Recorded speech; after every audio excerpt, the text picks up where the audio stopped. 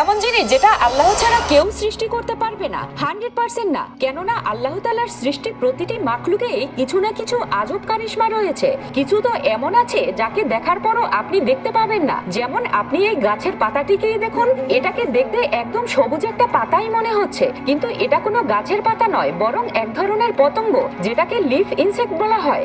আর এটা হচ্ছে দা বাকটিপ মথ।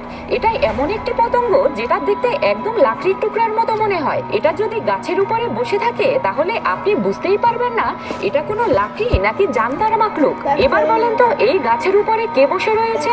আপনি বলবেন এখানে তো কিছুই নেই, কিন্তু মনোযোগ দিয়ে দেখলে বুঝতে পারবেন এখানে একটা পেঁচা বসে রয়েছে যাকে স্ক্রিসাউল বলা হয়। শুধু এটাই নয়, পৃথিবীতে এমন অনেক গাছপালা আছে যারা পোকামাকড়ও খেয়ে ফেলে, আর এদেরকে এমন করে সৃষ্টি করার মালিক শুধুমাত্র আল্লাহ তাআলা। আর সে ছাড়া অন্য কারো ক্ষমতা নেই যে এমন কিছু সৃষ্টি করবে। আল্লাহু আকবার।